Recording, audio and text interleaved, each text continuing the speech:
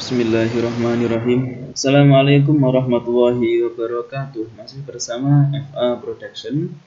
Kali ini kita akan membahas materi kejadian saling lepas, ya, atau kejadian majmu di materi peluang kelas 12 semester 2. Oke, pengertian daripada kejadian saling lepas, ya, itu adalah jika suatu kejadian, misalkan kejadian A dan kejadian B itu tidak bersekutu, ya, atau tidak mempunyai irisan. Kalau dalam istilah himpunan, ya, tidak punya sekutu atau tidak punya irisan atau tidak punya sesuatu yang sama, maka kita katakan dua kejadian tersebut adalah saling lepas. Oke, sebagai contohnya, ya, misalkan saya punya ruang sampel atau S, ini adalah himpunan bilangan asli yang kurang dari 13. Berarti bisa saya tuliskan contohnya 1, 2, 3, 4, 5, 6, 7, 8, 9, 10, 11, dan 12, ya, karena bilangan asli yang kurang dari 13 berarti 1 sampai 12. Kemudian dari sini kita bisa menentukan bahwa banyaknya anggota dari ruang sampel ini adalah sebanyak 12 atau NS-nya sama dengan 12. Misalkan A, ya, misalkan A ini adalah himpunan bilangan ganjil yang kurang dari 10. A itu adalah misalkan himpunan bilangan, saya singkat bil saja, ya, ganjil yang kurang dari 10.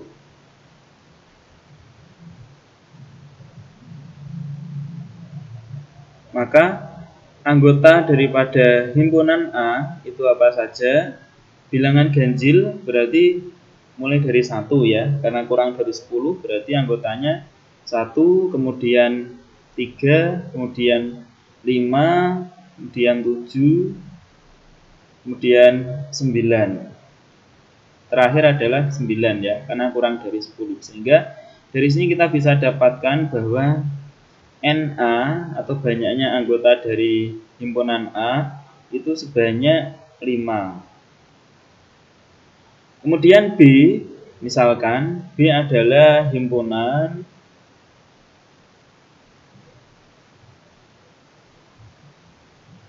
bilangan genap atau bil genap, ya, yang kurang dari 10 juga, misalkan, ya. Jadi himpunan B ini bisa kita tuliskan karena bilangannya genap kurang dari 10 berarti mulai dari 2, 4, 6, 8, ya. Ini 8. Oke. Sampai terakhirnya adalah 8 karena kurang dari 10. Sehingga dari sini kita bisa lihat bahwa NB atau banyaknya anggota himpunan B itu sebanyak 4, seperti ini, ya. Oke.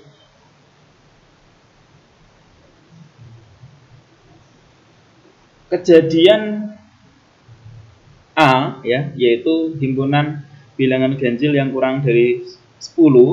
Kalau kita cari peluangnya, ya, himpunan A, kalau kita cari peluangnya berarti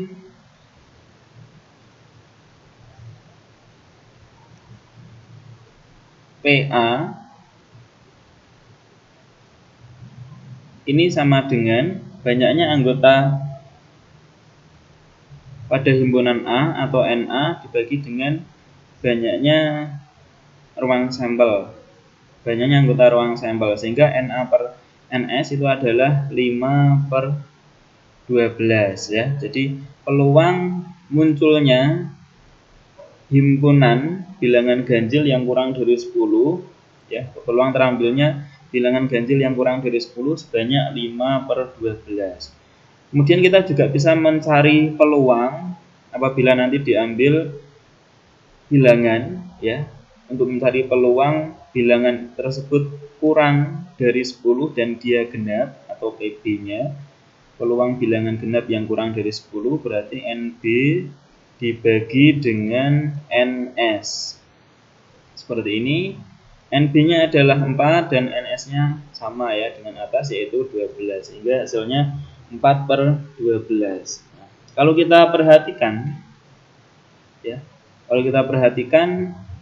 kita bisa juga mencari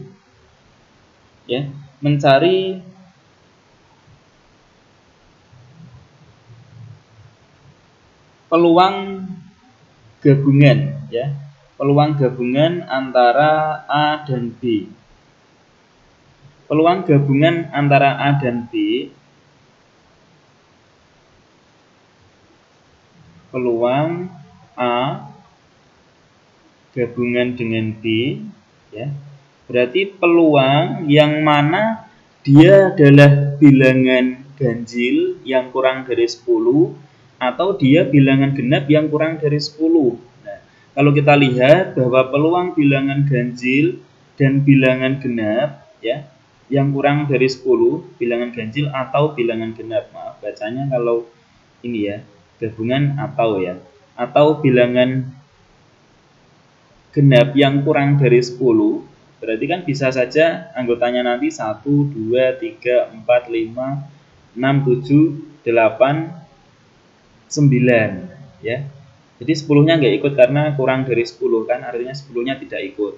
Nah, peluang A gabungan B itu berarti nanti NA gabungan B-nya ada 1, 2, 3, 4, 5, 6, 7, 8, 9. 9 angka ya, bisa 1, bisa 2 kan, bisa genap atau ganjil ya. Sehingga PA gabungan B itu banyaknya ada 9 dibagi dengan NS-nya masih sama yaitu ada 12, sehingga ketemu PA gabungan B-nya adalah 9/12. Yang ini sudah gabungan ini kita pelajari di kelas-kelas sebelumnya ya. Kemudian kalau kita perhatikan lagi ya, bahwa PA gabungan B hasilnya 9/12, ternyata ini hasilnya sama ya. PA gabungan B ini hasilnya sama ketika kita menjumlahkan ya. Ketika kita menjumlahkan PA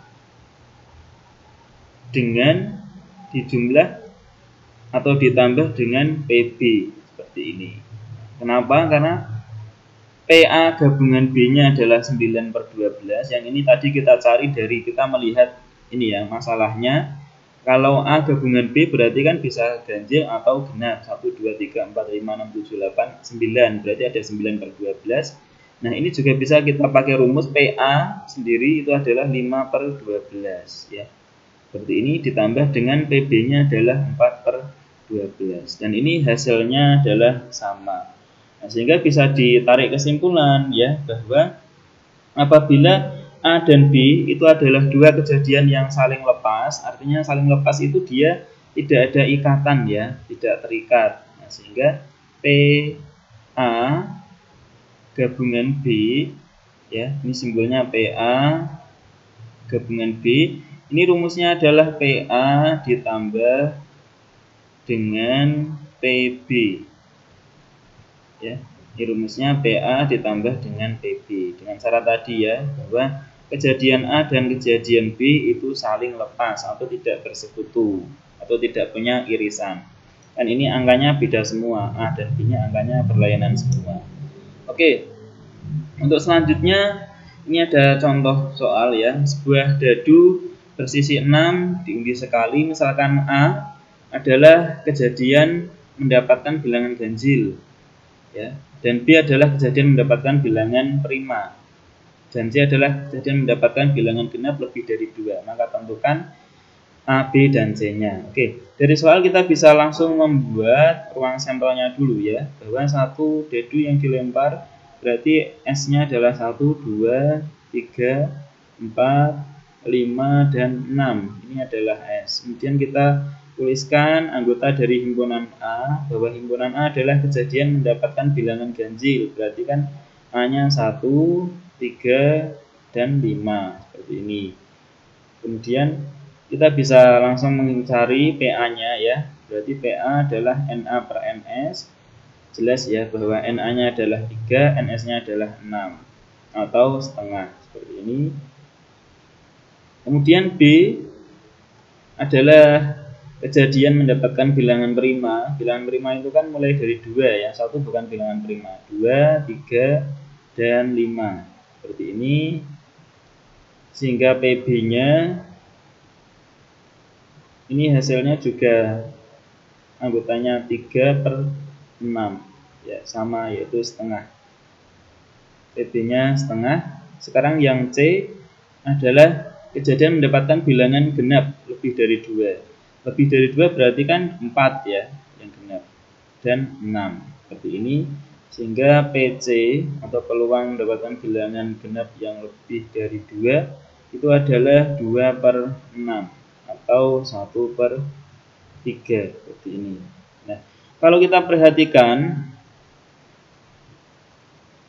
himpunan A dan himpunan B itu saling beririsan ya.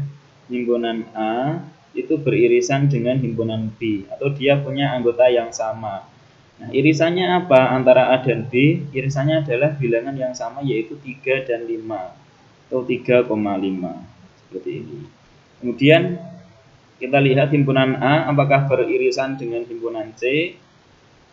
Himpunan A apakah himpunan yang beririsan dengan C? Ternyata tidak beririsan ya, karena tidak ada anggota yang sama. Sehingga kita tulis sebagai irisannya adalah himpunan kosong atau dia tidak punya irisan. Kemudian B dengan C ya. Sekarang B apakah dia punya irisan dengan C? Ternyata tidak, kan ini anggotanya beda semua. Sehingga B irisan C juga himpunan kosong seperti ini. Sehingga untuk menjawab soal yang A, mana yang merupakan kejadian saling lepas ya. Yang saling lepas itu adalah A, C ya, A dengan C dan juga B dengan C. Ini yang saling lepas karena dia tidak punya irisan. Tapi yang tidak saling lepas ini adalah A dengan B. Seperti ini. Kemudian yang B, peluang mendapatkan satu bilangan ganjil atau satu bilangan prima ya.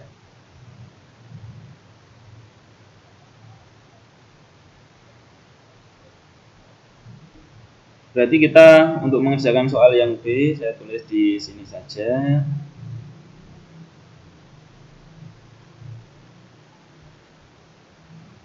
Peluang mendapatkan atau P ya, satu bilangan ganjil. Ya, bilangan ganjil tadi kan himpunannya adalah A ya. Himpunannya adalah A, berarti PA atau ya, atau di sini nanti kita gunakan simbol gabungan atau U, dan satu bilangan prima. Bilangan prima kan yang B ya. Yang B. Bilangan prima itu B. Berarti PA gabungan B seperti ini. Nah, karena PA dan B ini mereka tidak saling lepas atau punya irisan, sehingga mencari peluang A gabungan B itu adalah PA ditambah dengan PB ya. Kalau dia tidak punya irisan cukup sampai sini saja. Berarti karena dia punya irisan maka harus dikurangi dengan peluang irisannya yaitu PA irisan B seperti ini. Karena dia punya irisan atau dia tidak saling lepas, maka dia harus dikurangi dengan PA irisan B. PA-nya sendiri itu adalah setengah, kita langsung masukkan setengah. PB-nya juga setengah, dikurangi dengan PA irisan B. A irisan B itu kan yang ini ya, yaitu 3,5, berarti sebanyak 2. NA irisan B-nya 2 per 6 ya, seperti ini. Nah, dikurangi dengan irisannya sebesar ini. Sehingga setengah tambah setengah dikurangi ini berarti 1/3 ya. Jadinya 1 dikurangi 1/3. Maka hasilnya adalah sama dengan 2/3. Oke, ini jawaban untuk yang B adalah 2/3. Sekarang yang C ya. Kita selesaikan. Peluang mendapatkan satu bilangan ganjil atau satu bilangan genap. Ya. Mendapatkan bilangan ganjil ini adalah A, dan satu bilangan genap yang lebih dari 2 maksudnya ya. Lebih dari 2 tadi adalah yang kejadiannya adalah yang C. Oke, sehingga kita bisa tuliskan PA ya, peluang mendapatkan satu bilangan ganjil atau berarti gabungan bilangan genap yang lebih dari 2 berarti C, sehingga PA gabungan C.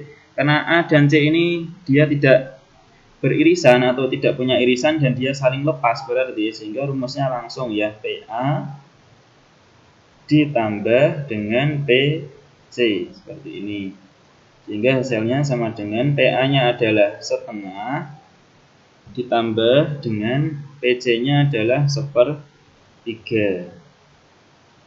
PC nya adalah 1/3, sehingga hasilnya adalah ini dihitung nanti hasilnya adalah 5/6. Oke, yang C hasilnya adalah 5/6 seperti ini. Ini hasil yang C, ini hasil yang B. Oke, demikian dari saya, kurang lebihnya mohon maaf. Assalamualaikum warahmatullahi wabarakatuh.